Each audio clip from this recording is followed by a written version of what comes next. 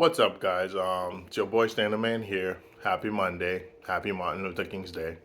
Today I'm gonna be unveiling an old school phone, the LG G8 to be exact, that could be used as a cheaper alternative for people that are buying cheaper phones. Because I do feel like in the market now, if you buy a cheap phone, i.e. Motorola, um, Galaxy A21, and all these phones, you don't get as much bang for your buck that you would if you were to buy an older version of a phone and use that. And the reason I'm saying that is because the LG G8 do comes with a lot of great specs, 128 gigabyte of storage, great screen, and also awesome memory. Obviously, it could be unlocked, so you could be use it for any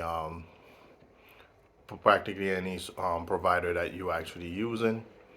It's a great little phone. Obviously, there are things that are quirky with it, such as the hand gestures and all of that stuff, but I do not use it for that particular purpose.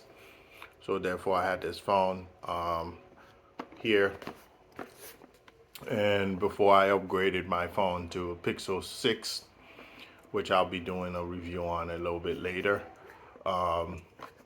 my screen had broken on this phone, so therefore I did a warranty replacement on this phone, and they sent me a brand new one. And then obviously I used it for I never got to use this phone, so a couple weeks later I ended up purchasing a Pixel 6 to be exact. But to make a long story short, I do think these phones will be better off than using them cheaper alternative phones that are out there for $150, $200 that do not provide as much features as these do provide. Um, phone like these can provide.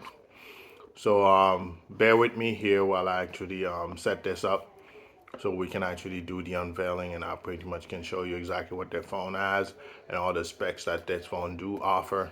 And also, I'll definitely leave a link in the description on where you can get a phone like that as well, an LG G8.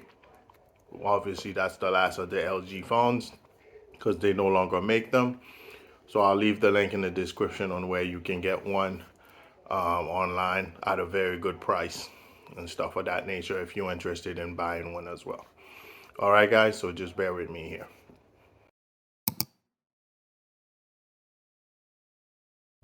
Okay, guys, this is practically going to be the unboxing for now because I'm actually charging the phone as we speak. So as you can see, inside the box is actually the phone in itself, which is a good looking phone right there.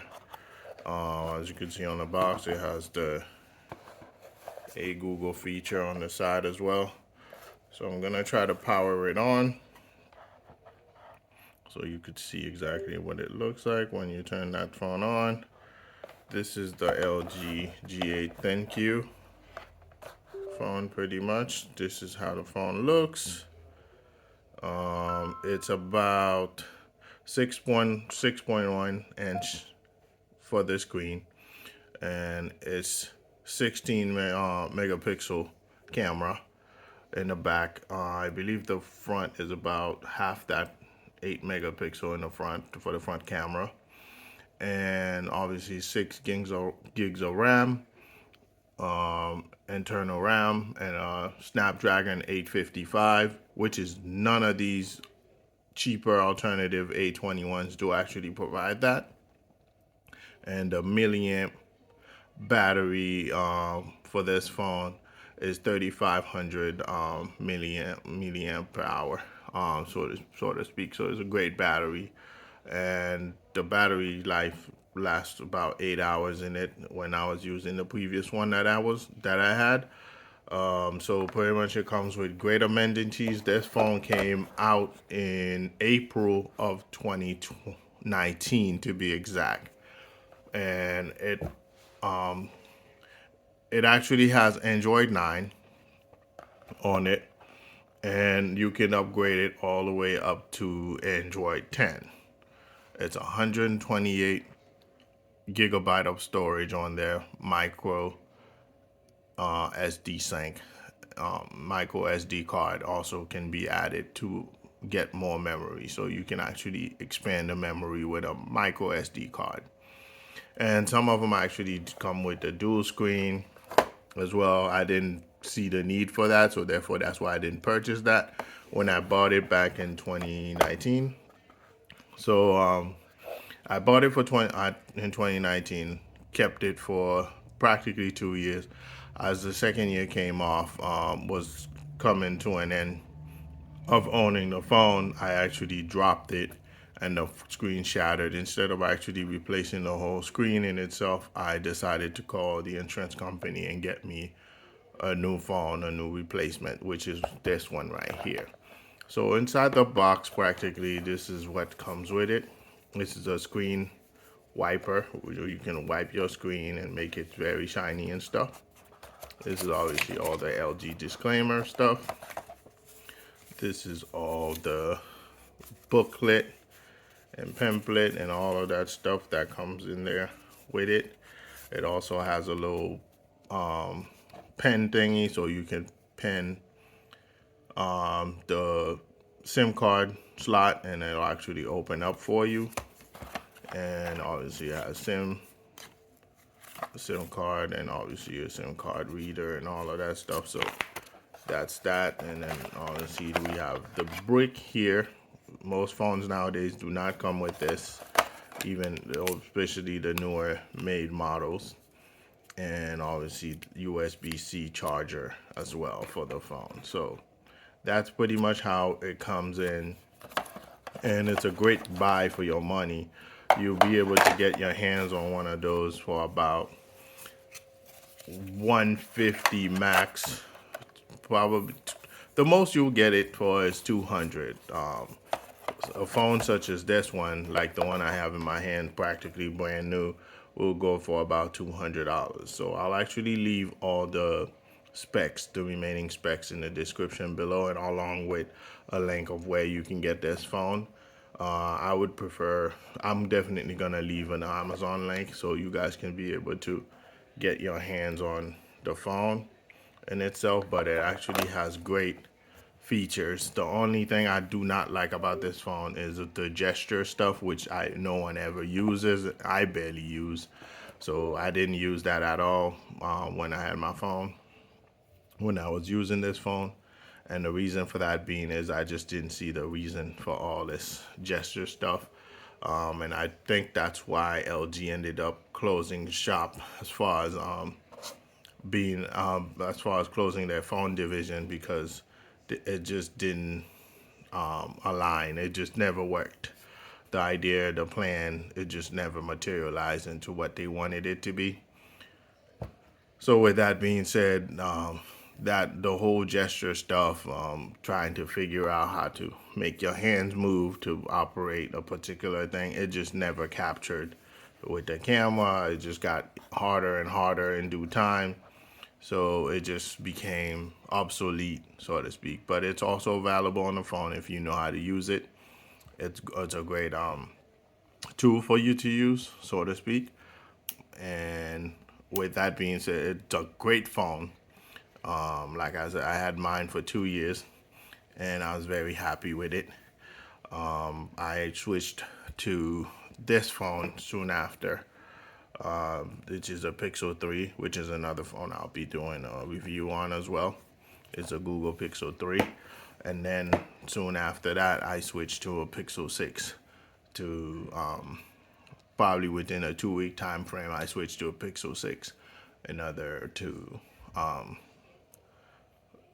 upgrade and get a better phone, so to speak. So with that being said, if you're looking for a good, cheap flagship phone in 2023 that can go up to Android 10, and you get all the great amenities of a good phone nowadays: great camera, great memory, touchscreen is awesome, the AMOLED display is great, obviously it has glass, the processor is good, for a very, very low price.